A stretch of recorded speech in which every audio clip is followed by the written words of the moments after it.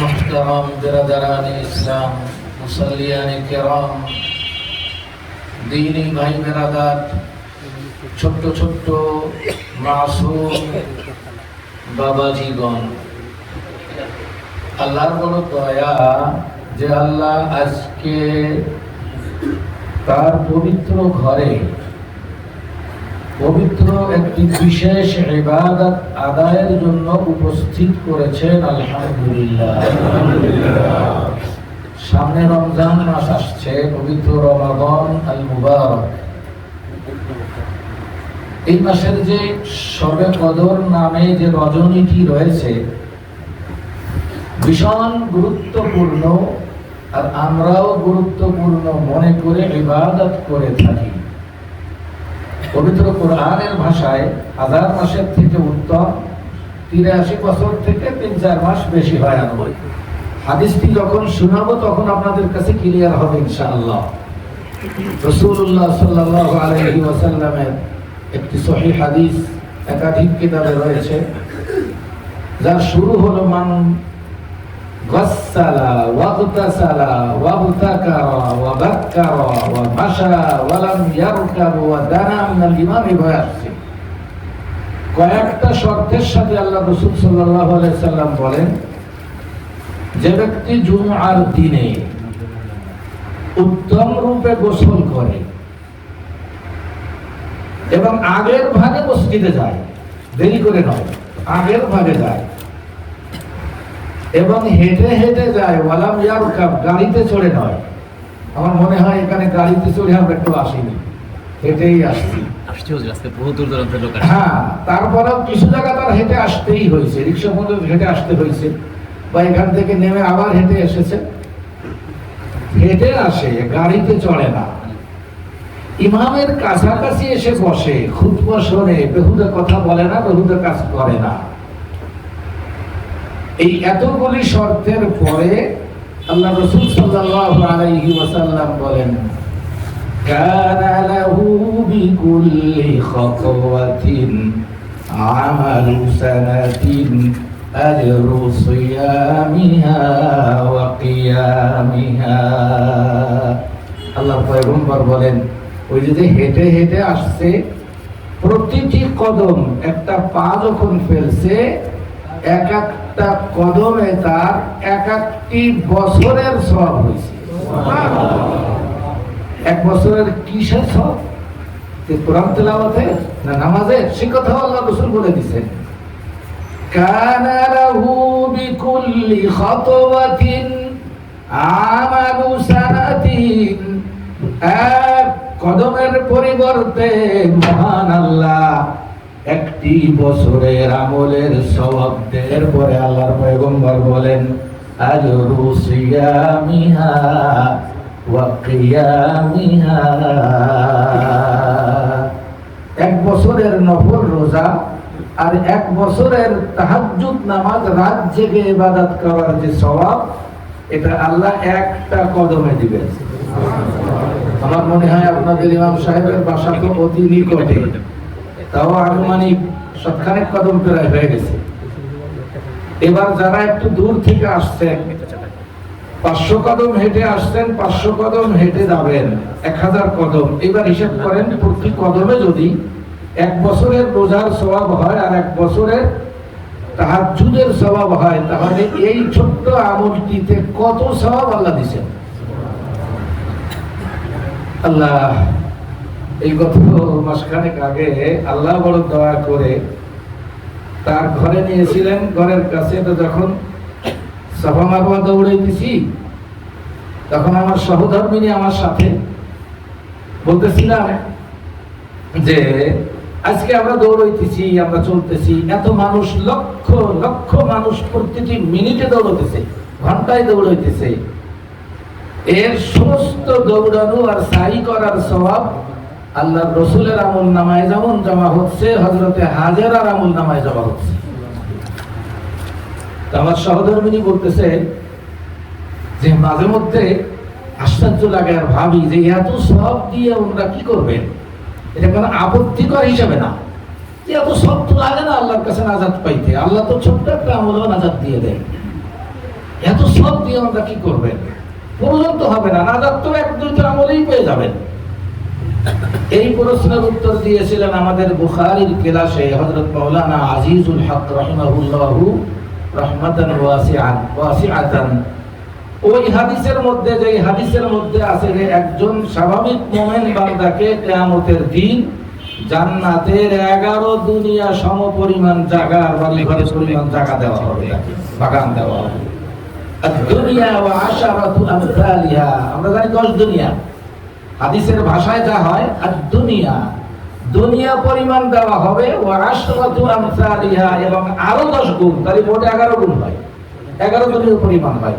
এই কথাটা হুজুর আমাদেরকে ভালো করে বুঝাই দিয়েছিলেন যে সবাই কিন্তু বলে যে 10 দুনিয়া সমান না, 11 দুনিয়া সমান।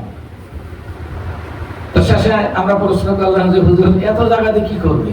ঢাকার একটা বাড়িতে 2 শতক, 5 শতক, 3 শতক, 4 শতক জায়গায় বড় বিল্ডিং করে ফ্যামিলি নিয়ে আরাম করে থাকতেছে, আরো ভাড়া দিতেছে, এত জায়গা দিয়ে কি করবে? হুজুর বললেন যে শোনো, মানুষের অনেক সময় প্রয়োজন ছাড়াও মানুষের গর্ব, মানুষের অহংকার, মানুষের সম্মান। একটা মানুষের ঢাকায় 10টা বাড়ি আছে, প্রয়োজন নাই, কিন্তু তার একটা আলাদা আত্মমর্যাদা, আমি 10টা বাড়ির মালিক। কাজে কিয়ামতের দিন যখন জান্নাতের মধ্যে এরকম বেশি পরিমাণ জায়গা পাবে, তখন বান্দার একটা খুশি এবং আত্মমর্যাদা এবং তার একটা গর্ব আসবে, আল্লাহ আমাকে এত বিরাট মর্যাদার অধিকারী করেছেন। যাই হোক, বলতেছিলাম যে আজকে আল্লাহ তাআলা এত বড় আমল করাইয়ে এই সওয়াব আল্লাহ তাআলা আমাদের দিয়ে তার ঘরে এনেছেন, এটা আল্লাহর শুকর। এজন্য আবারও আদায় করছি আলহামদুলিল্লাহ। পবিত্র কোরআন থেকে যে আয়াতটি পড়েছিলাম তার অর্থ তো এটা আমরা সবাই জানি যে হে মুমিনগণ, তোমাদের উপরে রোজা ফরজ করা হয়েছে, যেমন নাকি আগের লোকদের উপরে রোজা ফরজ ছিল, যাতে তোমরা খোদা ভীতি অর্জন করতে পারো। এবং এই প্রসঙ্গে একটি হাদিস পড়েছিলাম, হাদিসটির মধ্যে রাসূলুল্লাহ সাল্লাল্লাহু আলাইহি ওয়াসাল্লাম 2টি আলোচনা করেছেন। একটা হলো রোজা, আর একটা হলো রমজান মাসের রাতের নামাজ। এই রাতের নামাজ নিয়ে যে ঠেলাঠেলি, এই বিষয়ে আলোচনা করতে গেলে আমরা যখন ছাত্রদেরকে হাদিস পড়াই, আমাদের আলেমরা যখন পড়ান, তখন এই বিষয়টি ফিনিশিং দিতে আমাদের নিম্নমানে 2 থেকে 2.5 ঘন্টা লাগে সংক্ষিপ্ত আকারে ফিনিশিং দিতে। আমি তো সেই সময় জুমার দিন পাবো না, এজন্য আপনাদেরকে ছোট্ট একটু কথা বলতে চাই। আমি মূলত যারা 8 রাকাত, 12 রাকাত আর 20 রাকাত নিয়ে ঝগড়া করেন, ঠেলাঠেলি করেন, আমার কাছে খুব আশ্চর্য বোধ হয় এবং খুব ভীষণভাবে আফসোস লাগে যে এটা নিয়ে কেন করে। আজকে 33টি বছর আমার চলছে সুদূর কাতার, দোহা কাতারে আমি একজন সরকারি মসজিদের ইমাম। এই 33টি বছর আল্লাহ আমাকে তৌফিক দিয়েছেন, আমি তারাবিহের মধ্যে 20 রাকাত তারাবি পড়ি এবং খতম করি। মাঝখানে করোনার কারণে 2 বছর মসজিদে খতম করতে পারিনি, আমার বাচ্চাদেরকে নিয়ে আল্লাহ তৌফিক দিয়েছিলেন, তারপরও বাদ দেইনি। এই 33টি বছরের মধ্যে কোন একজন কাতারি লোক আমাকে প্রশ্ন করে নাই যে হুজুর সহিহ হাদিসে আছে 8 রাকাত বা 12 রাকাত, আপনি 20 কেন পড়েন? এই আলোচনা করতে গেলে মূল হাদিসটা যদি আমি আপনাদের সামনে তুলে ধরতে পারতাম, তাহলে দেখতেন যে এর মধ্যে কি গভীরতা ভরা। আমার আফসোস লাগে যারা আমরা মারামারি করতে চাই আর ঝগড়া করি, আমরা ওই হাদিসটির গভীরতা পর্যন্ত যেতে পারি না, যার কারণে ঝগড়া করি। সংক্ষিপ্ত আকারে একটি কথা বলতে চাই। দুনিয়াতে একটা হলো গণনা আর একটা হলো ওজন। একটা হলো গণনা আর একটা হলো ওজন। হিমসাগর আম, 20টি আম একদিকে দিবেন, ফজলি আম দিবেন, দেখা যাবে যে 5-6টা ফজলি আমের যে ওজন আর 20টি হিমসাগরের সেই ওজনটা আরো বেশি। আপনার আমার বিবেক খাটাই যদি আমরা গভীরতায় যাই, তাহলে মনে করব 20টি হিমসাগর আর 5-6টি ফজলি আম গড়ে যে এক কথা, তাই মনে করবো না? যদি আমরা মনে করি যে কতটুকু আম আপনি কিনেছেন, 20টি হিমসাগর কিনেছি, আর একজনে বলতেছে আমি 5টি ফজলি কিনেছি, দুজনের আম ওজন করলে দেখা যাবে প্রায় এক পর্যায়ে।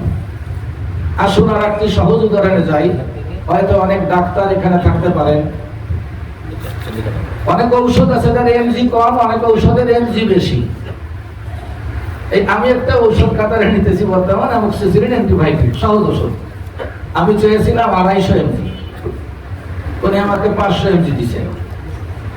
আচ্ছা বলেন তো, এখন 250 এমজির 2টি ক্যাপসুল আর 500 এমজির একটা ক্যাপসুল, 1 আর 2 এর মধ্যে ব্যবধান আছে কোনো? নেই। বরং ডাক্তারে বলে যদি আপনি 500 এমজির একটা খাওয়া অভ্যাস করেছেন, তাহলে 250 এমজির অ্যামোক্সিসিলিন আপনি 2টা একসাথে খাবেন, তাহলে সমপরিমাণ হবে। তাহলে ওই 2টা আর একটা ক্যাপসুল কোনো ব্যবধান নাই। ওখানেও 500 এমজি, এমজিতে সমান, ওখানেও 500 এমজি, এখানেও 500 এমজি। পার্থক্য হলো গণনা এখানে 1টি ক্যাপসুল আর ওখানে 2টি ক্যাপসুল। ঠিক সেম 8 রাকাত তারাবি আর 20 রাকাত তারাবি যদি কেউ পড়ে, রাসূলুল্লাহ সাল্লাল্লাহু আলাইহি ওয়াসাল্লামের নামাজের সাথে মিল করলে গণনায় ব্যবধান, নামাজের যে ওজন তাতে কোনো ব্যবধান নেই। শুনবেন ওজনটা কি? একটা হাদিসে আসছে রাসূলুল্লাহ সাল্লাল্লাহু আলাইহি ওয়াসাল্লাম রাতের নামাজ, 1 রাকাত নামাজে 5.25 পারা কোরআন তেলাওয়াত করেছেন। আর আল্লাহর পয়গম্বরের তেলাওয়াত কি আমাদের মতো মন্ত্র পড়া? আমি যখন সূরা বাকারা পড়ি ঝাড় ফুকের উদ্দেশ্যে, তখন আমার 25 মিনিট লাগে, অথচ 2.5 পারা। বুঝেন আল্লাহর পয়গম্বর তারাবি কিভাবে পড়তেন তাও হাদিসে, রাতের নামাজ কিভাবে পড়তেন তাও হাদিসে উল্লেখ আছে। আল্লাহর পয়গম্বর পড়তেন ইয়াকরাউ মুতারাসসিলান, থেমে থেমে, দাড়ি কমায় থেমে থেমে পড়তেন। এরপরে যখন আল্লাহর গুণগানের আলোচনা আসতো, যেমন মনে করেন ফাসাব্বিহ বিসমি রাব্বিকাল আযীম, তুমি তোমার রবের নামের গুণ কীর্তন করো। কথা বোঝা যায় ভাই? যখন আল্লাহর গুণগুণের আলোচনাটা আসতো, আল্লাহর পয়গম্বর তেলাওয়াত থামাই দিয়ে সুবহানাল্লাহ সুবহানাল্লাহ সুবহান রাব্বিয়াল আযীম এভাবে পড়তে থাকতেন। আবার যখন জাহান্নামের আলোচনা আসতো, নামাজ পড়তেছেন, জাহান্নামের আলোচনা আসতো, আল্লাহর পয়গম্বর তেলাওয়াত স্টপ করে দিয়ে জাহান্নাম থেকে আল্লাহর কাছে মুক্তি চাইতে তেলাওয়াত স্টপ। আল্লাহুম্মা ইন্না নাউযু বিকা মিন আযাবি জাহান্নাম, আল্লাহুম্মা ইন্নী আউযু বিকা মিন আযাবি জাহান্নাম, দোয়া করে আবার তেলাওয়াত শুরু করতেন। আমাদের দেশের হাফেজ সাহেবরা যদি তারাবিতে এই ঘটনা ঘটায়, তত পিছন দিয়ে আরেকজন লোকমা দিয়ে দেবে না লোকমা, এই হাফেজ সাহেব মনে হয় বুঝে গেছে আর কি শুরু করছে। জান্নাতের আলোচনা যখন আসতো, রাসূলুল্লাহ সাল্লাল্লাহু আলাইহি ওয়াসাল্লাম তেলাওয়াত বন্ধ করে দিয়ে জান্নাতের আশায়, জান্নাতের লোভে লালসায় জান্নাত চাইতেন, আবার তেলাওয়াত করতেন। যত সময় লম্বা দাঁড়িয়ে থাকতেন, রুকুটাও ওই হিসাবে লম্বা দিতেন। রুকু যত লম্বা হতো, সাজদাটা ওই হিসাবে লম্বা দিতেন। আচ্ছা আপনারা বলেন তো, আমি চ্যালেঞ্জ করবো, আপনি যদি এক রাকাতে 5.25 পারা কোরআন শরীফ পড়েন নামাজে, পরের রাকাতে নাই 1 পারা 2 পারাই পড়লেন, তাহলে কি 8 রাকাতের বেশি নামাজ এক রাতে পড়াই তো সম্ভব না। এজন্য যে হাদিসে আসছে হুজুর 11 রাকাতের বেশি পড়তেন না, আসলে পড়তেন না তা না, পড়তে পারতেন না। এত লম্বা হলে কিভাবে পড়বেন? এত লম্বা নামাজ যদি মানুষের পড়ে, তাহলে কি বলেন? হাদিস আসছে পাও ভুলে যেত। আচ্ছা আপনি বলেন তো, 1 রাকাতে আধা ঘন্টা দাঁড়াই থাকলে পাও ভুলবে আপনার? পরীক্ষা করে দেখেন, কোনোদিন ভুলবে না। হুজুরের পাও ভুলে যেত হাদিসের ভাষা। তাহলে পাও ভুলতে হলে কত বড় লম্বা নামাজ পড়তেন। আজ থেকে মানে 40 বছর আগে মিরপুর স্টাফ কলেজে, ওখানে বড় মসজিদ ছিল না, ছোট্ট এরকম ছোট্ট মসজিদ ছিল। তার আমি পড়াইছি 1 রাকাতে। আমি একদিন বিশেষ কারণে সূরা আস-সাফফাত 5.5 পৃষ্ঠার মতো 1 রাকাতে পড়ছি। সালামের পরে মেজর দাঁড়িয়ে গেছেন একজন আর্মি অফিসার, আমরা এমন তারাবিতে কোনোদিন পড়িনি। 1 রাকাতে 5 পৃষ্ঠা পড়েছি, দাঁড়িয়ে গেছেন। আর হুজুর পড়েছেন 5.25 পারা। এজন্য যারা এই 20 রাকাত আর 8 রাকাত নিয়ে ঠেলাঠেলি করেন, তারা আসল গণনার পিছনে গেছেন, ওজনের পিছনে যাননি। আর একটা উদাহরণ মনে আসছে, একবার এক ভাই শুনে গেছিলেন খুব আগ্রহ করে, দুইটা রোগী ডাক্তারের কাছে গেছে দুজনের ফ্যাট ওজন কমানোর জন্য। তো ডাক্তারে দেখে দেখে বলতেছে কিছু ঔষধ দিতেছি কোলেস্টেরল এবং শরীরের চর্বি কাটার কিছু ঔষধ দিতেছি, আর আপনাকে যে কাজটি করতে হবে ওজন কমাইতে হবে। কিভাবে কি ওজন কমাইতে হবে? রাতের খাওয়াটা বিশেষ করে কন্ট্রোল কিভাবে করবেন? আপনি কয়টা রুটি খান? তো দুইজনে বলতেছে আমি 4টে খাই। আমি তো 4টে খাই। কতটুকু ওজনের? আধা কেজি আটা দিয়ে 4টে রুটি খাই। তো ডাক্তার বলছেন না, একটা রুটি খাবেন। তাহলে কয় গ্রাম পরে এক রুটিতে? 100 গ্রাম। 100 গ্রাম পরে। একজন রোগী করছে কি, বাড়িতে এসে 100 গ্রাম আটা মেপে সে ডাক্তারের কথা গভীরতার দিকে গেছে, কারণ ডাক্তার বলছে খাওয়া কন্ট্রোল করতে হবে, কমাইতে হবে। সে 100 গ্রাম আটা মেপে ছোট্ট ছোট্ট করে 4টে রুটি, সে 4টেই খাইছে, কিন্তু ওই 100 গ্রাম ওজনের 4টে রুটি বানাইছে। আর একজনে কি করছে, এটা একটু পরে বললে ভালো লাগবে বেশি। ডাক্তার বলে দিছে যে 2 মাস পরে এসে দ্বিতীয়বার পরীক্ষা করাবেন, আবার ওজন দিব। তো 4টে রুটি যে লোক খাইছে 100 গ্রামের, তার ওজন কমে গেছে। ডাক্তার তারে খুব থ্যাংক ইউ বলে সাবাস ধন্যবাদ দিছে। আর একজন যে ওর ওজন মাপে দেখে যে ওজন কোনো পার্থক্য নাই, পরে আমি একটু বাড়তি ভাব 80 কেজির জায়গায় 80 কেজি 100 গ্রাম 200 গ্রাম ভাব। কি ব্যাপার ভাই, আপনি খাওয়া কন্ট্রোল করেন নাই? করছি। কিরকম করছেন? যেভাবে আপনি বলছেন যে একটা রুটি আমি সেই একটা খাইছি, 2টা একদিনও খাইনি। কিভাবে খাইছেন? আগে আধা কেজি দিয়ে 4টে রুটি বানাতাম, পরে স্ত্রী বললাম ডাক্তার একটা রুটি খাইতে বলছে, ওই আধা কেজি ওজন মানে আটাকে গোল করে একটা রুটি বানাইতাম। আধা কেজি আটা দিয়ে শেষে একটা রুটি বানাই খাইছি। ভাইরা আমার, একটু গভীর ভাবে গিয়ে দেখেন তো, একটা রুটি যে খাইছে তার সে সংখ্যার পিছনে আছে, আর 4টে যে খাইছে 100 গ্রাম দিয়ে, সে কিন্তু সংখ্যার পিছনে ছিল না, সে ছিল কিসের পিছনে? ওজনের পিছনে। আল্লাহর পয়গম্বরের নামাজ রাকাত সংখ্যার পিছনে যারা আছেন, তারা ঠিকই 1 রুটি আর 4 রুটির ব্যবধানে আছে।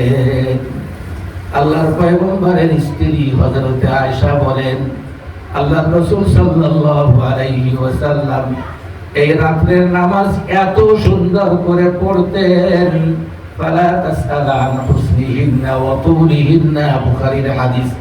এত লম্বা আর এত সুন্দর করে পড়তেন, জিজ্ঞেস করো না, মানে জিজ্ঞেস করলে বর্ণনা দিয়ে শেষ করতে পারবো না। এত লম্বা আর এত সুন্দর করে পড়তেন হুজুর। সবচেয়ে বড় আশ্চর্য দেখেন, মজার ব্যাপার, আমাদের যে সমস্ত ভাইরা হযরত আয়েশা সিদ্দিকার ওই হাদিস থেকে ধরে বসেন যে উনি 11 রাকাতের বেশি আল্লাহর রাসূল রমজানে পড়েন নাই, না, সহিহ বুখারী মুসলিমের হাদিসে আছে আল্লাহর রাসূল হযরত মাইমুনার ঘরে বেতের সহ 13 রাকাত পড়েছেন।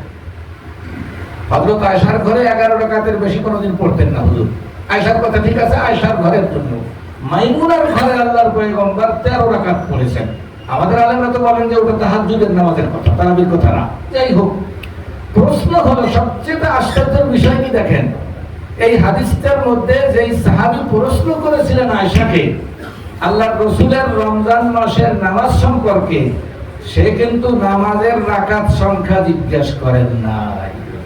উনি বলছেন কি, বুখারীর ভাষা, কাইফা কানাত সালাতু রাসূলিল্লাহি সাল্লাল্লাহু আলাইহি ওয়াসাল্লাম ফি রমাদান। মাগো, রমজান মাসে আল্লাহর পয়গম্বরের নামাজ কেমন ছিল? কাইফা মানে কি আরবিতে কেমন? আরব দেশে যারা গেছেন, কাইফা হালু, কাইফ হালু কেমন আছেন। আরবিতে কাইফ মানে কেমন, আর কাম মানে কত। প্রশ্ন করেন নাই কাম কানাত সালাতু রাসূলিল্লাহ সাল্লাল্লাহু আলাইহি ওয়াসাল্লাম ফি রমাদান, রমজান মাসে হুজুরের নামাজ কত রাকাত ছিল, এই প্রশ্নটি করেন নাই। হুজুরের নামাজটি কেমন ছিল কেমন সুন্দর করে পড়তেন আর কিভাবে পড়তেন। এই জন্য রাকাত সংখ্যা নিয়ে যারা আছেন তারা ওই হাদিসের গভীরে যাননি। এই বিষয়ে আলোচনা করতে গেলে আরো দেরি হবে। আমি একটু মূল আলোচনার দিকে যাই ভাইরা আমার। আমাদের সামনে মাত্র কয়েকদিন পরে যেই মাসটি আসতেছে তার নাম হলো পবিত্র মাহে রমাদান আল মুবারক। এটা একটা সিজন, এমন নেকি মানুষে অর্জন করতে পারে এক মাসে, যে এই এক মাসের নেকির দ্বারা শহীদের থেকে মর্তবা বাড়তে পারে। সহিহ হাদিসে আছে, ইনশাআল্লাহ হাদিস শোনাবো। তার আগে উদাহরণ মনে আসছে, আজ থেকে প্রায় 32-33 বছর আগে, না 28 বছর আগে, আনুমানিক 28-29 বছর, হারাম শরীফে মেসওয়ালাতে একটা হোটেলে গেছি। আমি একা গেছি ওমরা করতে। তো যাই বলছে যে ভাই আমার একা মানুষ টাকা লাগবে, আমার একটা সিট দেওয়া যায়? ওদের সিট একটা রুম দেবো আপনাকে। কয় বেড আলা? 3 বেড আলা একটা রুম দিল আমাকে। বলে কত দিতে হবে? কয় হুজুর আপনি 20 রিয়াল করে দিয়েন। এখন তো আমার মনে হয় 20 রিয়াল করে যদি ফুটপাতের দোকানদারের কাছে যদি বলে যে এই জায়গায় আমার আধা ঘন্টা শুইতে দাও, সব 20 রিয়ালে দেবে না শুইতে। তো 20 রিয়ালে আমাকে পুরো 24টা ঘন্টা সে 20 রিয়াল দিছে। 3 বেডালা একটা রুম আমাকে একাকে দিছে। আমাদের বাংলাদেশে আমি বললাম যে ভাই এই 20 রিয়ালের একটা রুম আপনি দিয়া আপনারা এই হোটেলটা ভাড়া করে চলেন কিভাবে? আপনাদের পেট বাঁচে আর আপনাদের লস হয় না? কেউ হুজুর জিজ্ঞেস করবেন না। প্রত্যেক বছর রমজানে যে আমাদের এত আয় হয়, যে রমজানের আয় দিয়ে আমরা সারা বছর যদি ভাড়া না দিয়েও চলি, তারপর আল্লাহর ইচ্ছা লস হয় না, লাভ হয়। চিন্তা করেন তো। এক রমজান মাস তাদের একটা উমরার সিজন, হজের সময় সিজন। বলে আমাদের অন্য সময় যেটা কামাই করি এটা আমাদের নফল, আপনার কাছ থেকে মোটে না নিলেও সমস্যা নেই। এবার আসুন মূল হাদিস থেকে যাই। হযরত তালহা ইবনে উবাইদুল্লাহ বলেন যে আমাদের যুগে রাসূলুল্লাহ সাল্লাল্লাহু আলাইহি ওয়াসাল্লামের কাছে দুজন লোক আসছে বালি গোত্রের থেকে। হাদিসটি মুস্তাদরাকে হাকিম, এরপরে আপনার ইমাম আহমদ এবং তাবরানী, 3টি কিতাবের বিশেষ হাদিস, সহিহ হাদিস। শেখ আলবানী বলেছেন সহিহ হাদিস। দুইজন একসাথে এসে ওয়াকানা ইসলামুহুমা জামিআন, দুজনে একসাথে মুসলমান হয়েছে। সুবহানাল্লাহ, একসাথে মুসলমান হয়েছে। একজন খুব ফাকানা আহাদুহুমা ইয়াজতাহিদু ফিল ইবাদা, একজন খুব বেশি ইবাদত করে, খুব বেশি করে। দেখেন না, একজন ঈশার নামাজ পড়ে বেতন না পড়ে চলে যাচ্ছে, সুন্নাত না পড়ে চলে যাচ্ছে, আর একজনে ঈশার পরেও 1 ঘন্টা মসজিদ থেকে বের হয় না। সবাই তো সমান করে না। একজনে ফজরের পরে 3 পারা কোরআন না পড়ে ওঠে না, আর একজনে সূরা ইয়াসিনও পড়ে না। এই সাহাবী উনি কোনো দিকে কম না, ভীষণ ভাবে কষ্ট করে চেষ্টা করে ইবাদত করে, আল্লাহর কাছে ভীষণ পছন্দ হয়।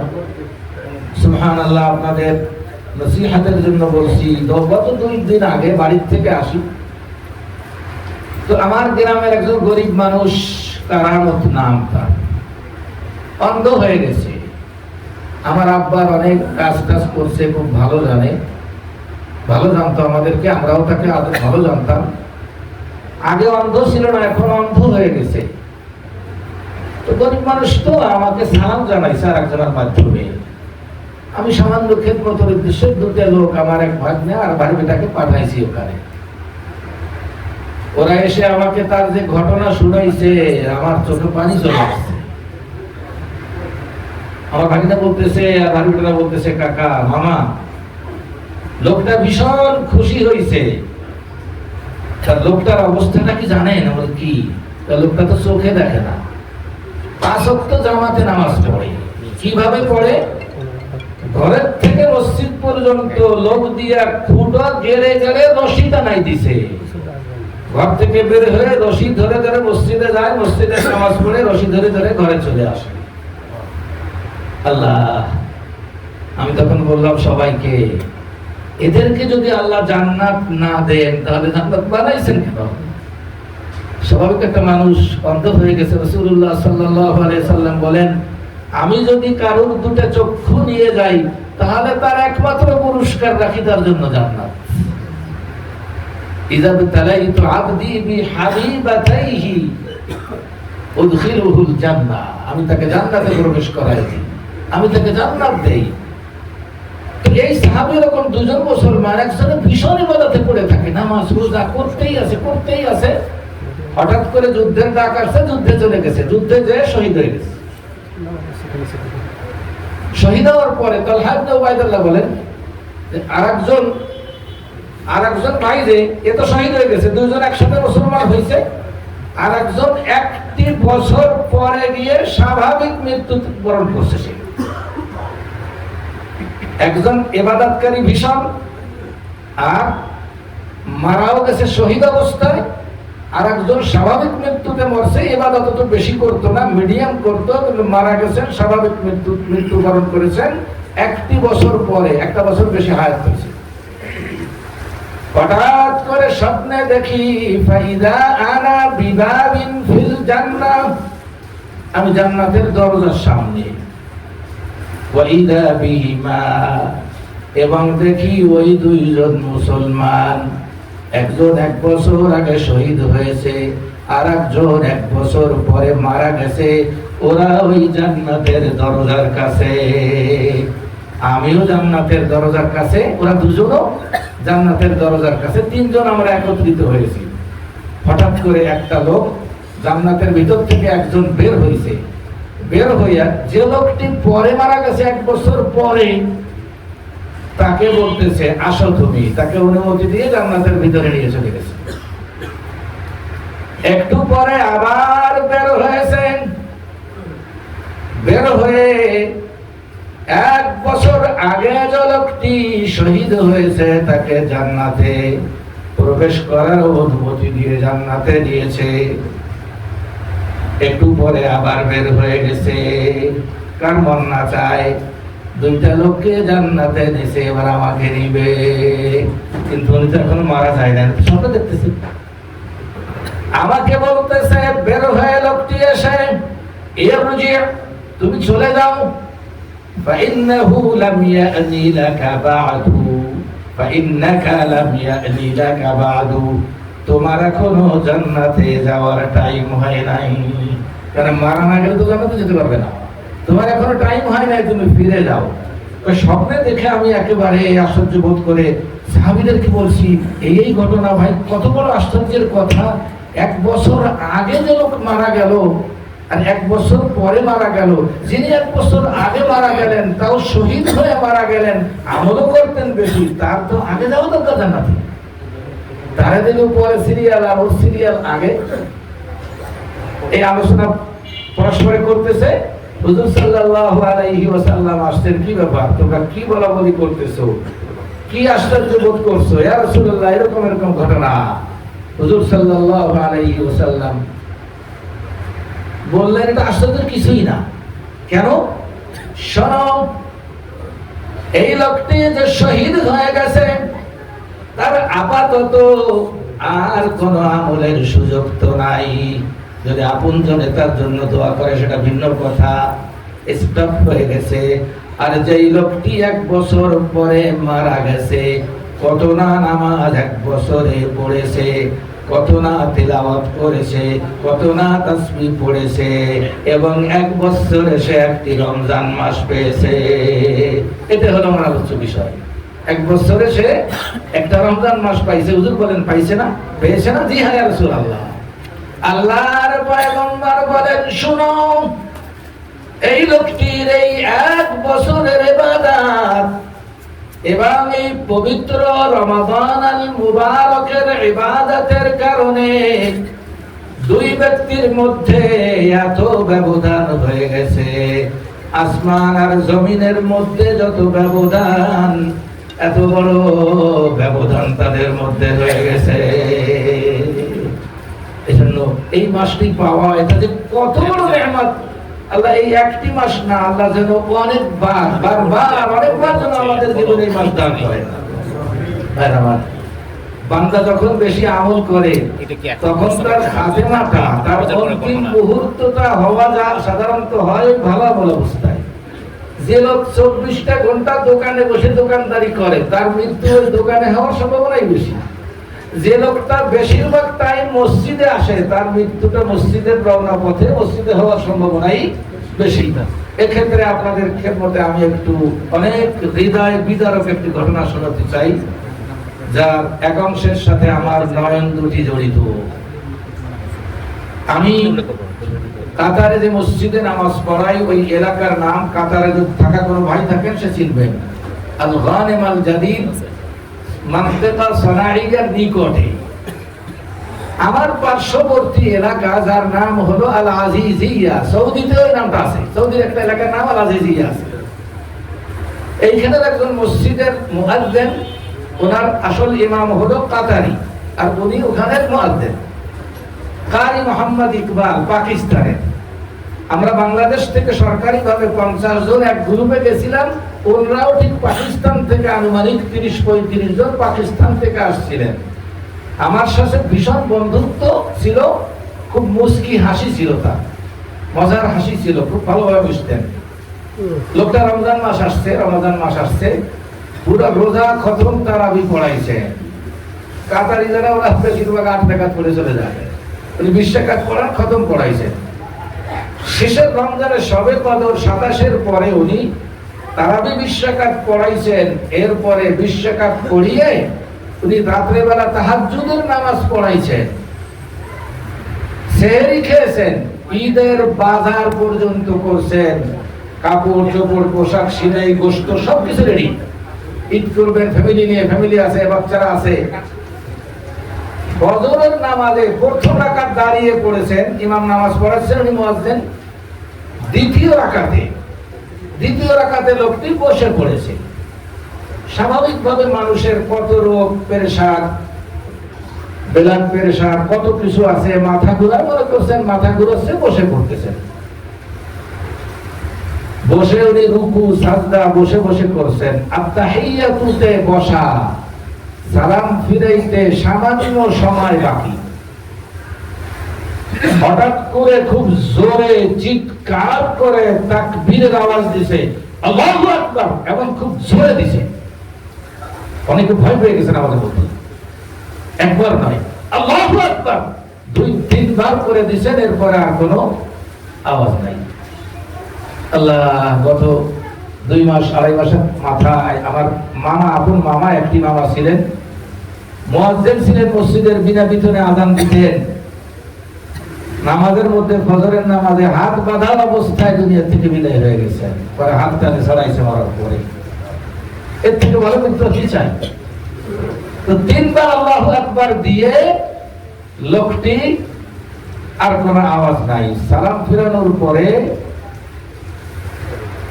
যখন নাড়া দিছে, তখন দেখে যে উনি দুনিয়াতে নাই। হাদিসে আসছে, যেভাবে তার মৃত্যু হয় ওভাবে তার হাসর হবে। যদি কারোর মদের আড্ডায় মৃত্যু হয়, তাহলে ওই অবস্থায় তার হাসর হওয়ার সম্ভাবনা। রাসূলুল্লাহ সাল্লাল্লাহু আলাইহি ওয়াসাল্লামের যুগে একজন হাজীকে ঘোড়ার পৃষ্ঠে পদদলিত হয়ে আরাফার ময়দানে মারা গেছে। দাফন করার সময় হুজুর বলেন, কাফন করানোর সময় মাথা ঢেকো না। হাজীদের মাথা ঢাকা নিষেধ।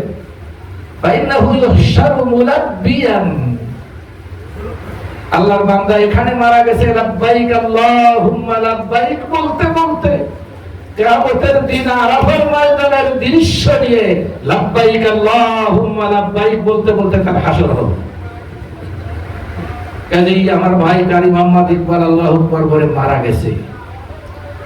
আমি নিজে দাফন করেছি। ছেলেটা জড়াই ধরে, আমার সাথে এক অফিসে কাজ করে, ফতোয়া বিভাগে আমরা একসাথে আছি, জড়াই ধরে বলতেছে, আমার আম্মা কাঁদে আর বলে যে তোর বাবা ঈদের বাজারও করছে, আমাদের ঈদটা তো আর এবার হবে না, আমাদের সাথে তো ঈদ করতে পারলো না। আমি বললাম যে তোমার আব্বার ঈদ আল্লাহ জান্নাতের হুরদের সাথে রাখছে, দুনিয়াতে ঈদ কিভাবে করবে সে? আল্লাহ রেখে রাখছেন জান্নাতের হুরদের সাথে। দেখেন, আজ পর্যন্ত আমরা কেউ জানি না যে সে কেন আল্লাহু আকবার বলে 3টা চিৎকার মারছে, আমরা জানি না কেউ। কিন্তু আমার একটা সুধারণা, শুনবেন আপনারা কি ধারণা আমার সুধারণা হলো, হাদিসে আসছে, মুমিন বান্দা আর গুনাহগার বান্দা, যখন কোন কাফের গুনাহগার বান্দার মৃত্যু আসে, তখন আগে ফেরেশতারা তার জান্নাতের দৃশ্যটা দেখাই বলে, বান্দা তুমি যদি নেকামল করতে এরকম দৃশ্য জান্নাত তুমি পেতা, কিন্তু নেকামল তো করো নাই, এজন্য তোমার ভাগ্য খারাপ, এই যে জাহান্নাম এটা তোমার জায়গা। আর যখন মুমিন বান্দা যিনি আল্লাহর প্রিয়, তাকে আগে জাহান্নামটা দেখায় যে বান্দা মানুষ মাত্র ভুলভ্রান্তি তো থাকে, এরকম জাহান্নামের যোগ্য ছিলা তুমি, কিন্তু কিছু নেকামল করেছো, আল্লাহ কবুল করেছেন, পছন্দ করেছেন, এজন্য আল্লাহ তোমাকে এরকম জান্নাত দিতেছেন, তুমি এরকম জান্নাতে যাবা, এটাই তোমার ঠিকানা। আমার মনে হয় নামাজের মধ্যে যখন এই জান্নাতটা দেখছে, তখন আল্লাহর এই নেয়ামত দেখে খুশিতে জজবার সাথে আল্লাহু আকবার, এছাড়া আর তো কোনো কারণ আমার মনে আসে না যে আর কেন আল্লাহু আকবার বলবে। নিশ্চয়ই সে কারণ হবে, হাদিসে আসছে আল্লাহ রাসূল সাল্লাল্লাহু আলাইহি ওয়াসাল্লাম যখন সালাতুল কুসুফ আর খুসুফ নামাজ পড়তেন, তখন ওনার সামনে এরকম জাহান্নামের দৃশ্য আসতো, মহিলারা বেশি জান্নাতের দৃশ্য আসতো, জান্নাতের দৃশ্য আসলে হুজুর নামাজের মধ্যে আগেই চলে যেতেন, আঙ্গুর ভর ছেড়ার চেষ্টা করতেন, মানে অনুভূতি নামাজের মধ্যে পুরো অনুভূতি আসতো যে আমি যেন জান্নাতে, আঙ্গুর ভর ছিঁড়তে যাইতেন। আর যখন জাহান্নামের দৃশ্য আসতো তখন হুজুর পিছনে ভয়তে সরে যেতেন। আমার আজকে সে রমজান মাস সামনে, যদি আমরা বেশি আমল করতে পারি, আর যদি আল্লাহর পছন্দ হয়, যদি আমাদের অন্তিমটা মৃত্যুটা একটু ভালো অবস্থায় হয়, এর থেকে আর খুশকিসমতি আমাদের কোনো কিছু নেই, এর থেকে আর বড় খুশকিসমতি কিছু নেই। আফসোস লাগে, নেটের মধ্যে দেখি একজন আলেমের কাছে জিজ্ঞাসা করছে যে সবে কদরে কি 8 রাকাতের বেশি কোনো নামাজ পড়া যাবে? বলতেছেন না, 8 রাকাতের বেশি সবে কদরে নামাজ পড়া যাবে না। আমি সেক্ষেত্রে বলি কি জানেন, যে হাদিসে আসছে আল্লাহ রাসূল সাল্লাল্লাহু আলাইহি ওয়াসাল্লাম শেষের 10 রজনীতে পুরো রাত জাগতেন, স্ত্রীগণকে জাগাতেন, কোমর বেঁধে ইবাদত করতেন। 8 রাকাতের বেশি যদি নফল ইবাদত না করা যায়, নামাজ পড়া না যায়, সবে কদরেও না যায়, তাহলে আমি মজাক করে বলি, তাহলে কি বাকি টাইম গল্প গুজব করে কাটাবো? আর কাজ কি? কাজ তো নাই, কারণ নামাজ তো পড়া যাবে না। রাসূলুল্লাহ সাল্লাল্লাহু আলাইহি ওয়াসাল্লাম বলেন, নামাজ নয় শুধু একটি সাজদা যদি কোন জমিনে বান্দা দেয়, একটা সাজদাও কিন্তু আছে। সাজদায় তেলাওয়াত কয়টা? তেলাওয়াতের সাজদা একটা, শুকরের সাজদা একটা। একটি সাজদা যদি কোন বান্দা জমিনের মধ্যে দেয়, তাহলে ওই জমিনটা তার জন্য সাক্ষীতে পরিণত হয়। কিয়ামতের দিন তার নাজাতের জন্য সাক্ষী দিবে। আর লোকটি যখন মারা যায়, আপনজন শুধু কাঁদে না, ওই সাজদার জমিনটা তার জন্য কেঁদে উঠে। দেখেন না, সুন্নাতের পরে আমরা একটু সরে দাঁড়াই না? কেন সরে দাঁড়াই? একটা হিকমত এইটা যে প্রত্যেকটা টুকরা যেন আমার জন্য আলাদা আলাদা সাক্ষী হয়ে যায়, এবং কিয়ামতের দিন সাক্ষী দেয়, আর আমার মরার সময় যদি এই জমিনটা কেঁদে ওঠে। আর যারা খারাপ সাজদা দেয় না, ফামা বাকাত আলাইহিমুস সামাউ ওয়াল আরদ, কোরআনের আয়াত, তাদের জন্য আসমান জমিন কাঁদে না, যারা সাজদা দেয় তাদের জন্য কাঁদে। সেখানে চেষ্টা করব মানুষ রমজান মাসে 2 রাকাত নফল নামাজ বেশি পড়বে, ঠেকাই দেবো যে 8 রাকাতের বেশি হারাম হয়ে গেছে। আল্লাহ আমাদেরকে সঠিক বুঝ দান করুন। তাহলে আমি তো থাকবো না, আমি চলে যাবো আজকে আমার ফ্লাইট। আমি খুব খোলা মনে, যদি কোনো ভাই বলেন যে না 8 রাকাতের বেশি 20 রাকাত পড়া যাবে না, আমি তাকে লম্বা সময় দিয়ে হাদিস খুলে তাকে বোঝানোর চেষ্টা করতাম, কিন্তু আমার তো সময় নাই। আমি কাতারে গিয়ে এই বিষয়টা অল্প হলেও লেখাপড়া করেছি। ঠিক আপনারা আমার এই উদাহরণগুলো মনে রাখবেন, তাহলে আর ঝামেলা হবে না। আপনি 8 রাকাত না, আপনি 2 রাকাত পড়েন, রাসূলুল্লাহর মতো 1 রাকাতে 5 করা পড়েন, আমি বলবো যে 2 রাকাতই যথেষ্ট হবে, 8 রাকাতও পড়া লাগবে না। কিন্তু নামাজ পড়বো ইন্না আতাইনা কুল হুয়াল্লাহ দিয়ে, আর পড়বো 8 রাকাত, তাহলে সব আমাদের কত কমে যাচ্ছে, এটা কেন ধারণা করবো না? আল্লাহ আমাদের তৌফিক দান করুন। জাযাকুমুল্লাহু খাইরান। আমি সময় বেশি নিয়ে ফেলেছি, এই বিষয়গুলো আলোচনা করতে গেলে সময় দরকার। খুব একটি সংক্ষেপে জরুরি কথা, আপনাদের এই মসজিদে আল্লাহ আমাকে আরো 2-1 বার এনেছেন। অনেক মুরব্বী আছেন, আমাকে ভালোবাসেন, আমিও তাদেরকে ভালোবাসি, অনেককে চিনি। এই মসজিদটার এই দৃশ্য আগের থেকে অনেক সুন্দর লাগছে তারিখে সে, এবং আগের এরকম খোলামেলা ছিল না। এই জায়গা, এই মসজিদে যারা জায়গা দিয়েছেন, যারা টাকা দিয়ে কিনে দিয়েছেন, যারা পরামর্শ দিয়েছেন, যারা এই সুন্দর করে আল্লাহর ঘরকে বানিয়েছেন, আল্লাহ তাদের প্রত্যেকের জন্য জান্নাতের ঘরটা সুন্দর করে বানিয়ে দিন।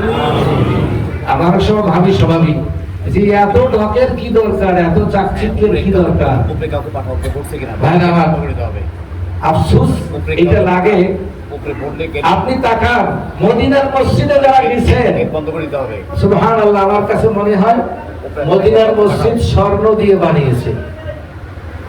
মনের আফসোস জায়গা, আমি কোরআনের হাফেজ, যদি মদিনার মসজিদে আমাকে জাহিদার হিসেবে রাখতো আমি থাকতাম।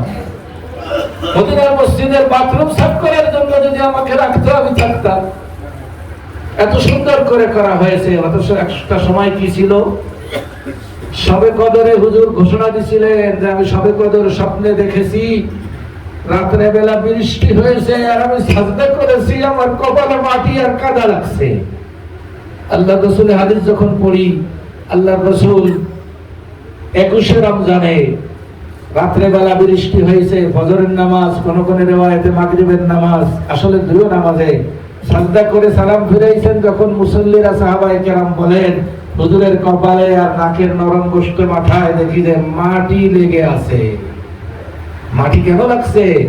খেজুর গাছের পাতা দিয়ে কোন রকম সাত করা পানি পড়তো, আর সেই পানির ফোঁটা লেগে কাদা হয়েছে। সেই কাদাটা রাসূলুল্লাহ সাল্লাল্লাহু আলাইহি ওয়াসাল্লাম কপালে লেগেছে, নাকে লেগেছে।